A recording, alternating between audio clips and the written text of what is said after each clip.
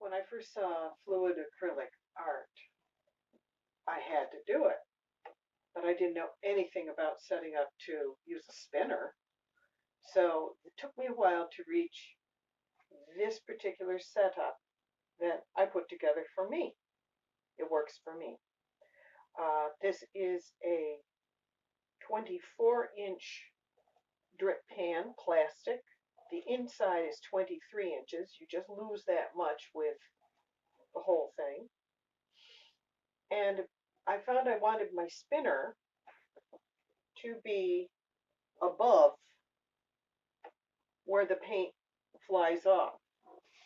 So this is a glass spinner that I got. It has a center point only, not ball bearings around the edge.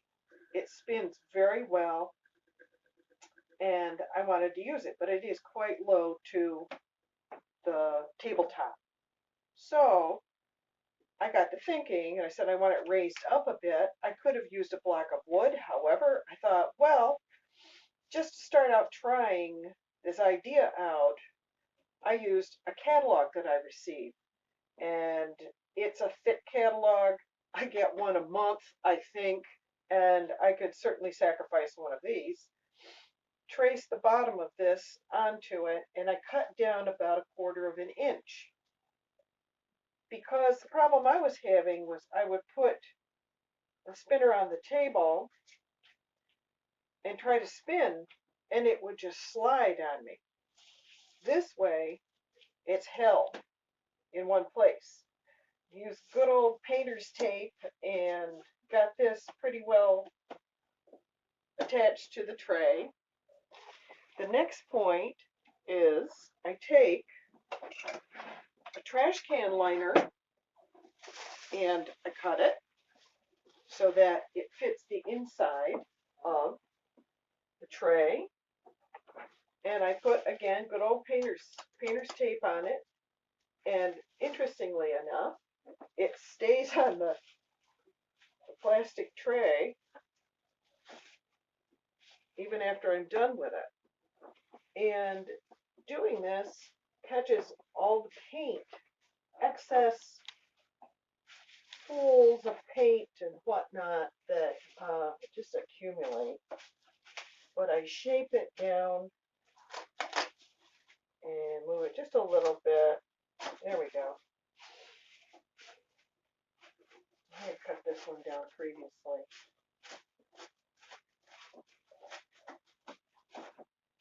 So I still have my center here. I then use one of the puppy pads, and I fold it into 1/4 like this, and I do a trace of just 1/4 of the circle here, cut it out, and then when I open it up, it will fit here, and I split it up here for ease of removal later. And this has worked very, very well. I then can place the base inside this, and it doesn't go anywhere. I can spin it and it won't slide on me. When the paint comes off onto this, I am able to simply split this out, and even though there's paint on it, you can fold it over and roll it as you're taking it out, and the paint is removed, and you can still leave this in for the next time. On my spinner, where I had this piece of plywood made, I also put a silicone top on it, and then on top of that I use something called press and seal. I don't know if everyone has access to it, but that's what I use, and this allows me to simply,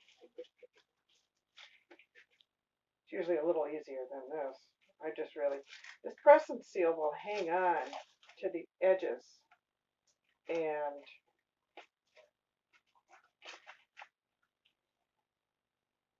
once it gets a little too messy, I can just take it off by unpeeling it all the way around, gather it together, and then remove it.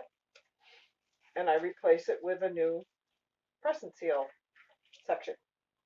And it takes two pieces layered, and then I take, again, the painter's tape, and I just seal that one edge down so in case I'm using a scraper blade, it doesn't catch under it and, just get awkward.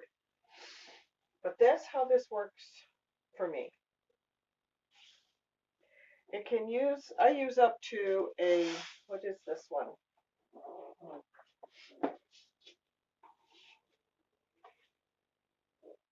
This is a 12 by 12 scraped and washed, previously used one. I have to put the pegs in the center of the bar, but it will sit on it. And it hangs on. It does pretty good. It gives me enough of a grip because it doesn't have a lot of weight like a tile would to stay in one place. When it has the paint on it, it has more weight. But that's how that works.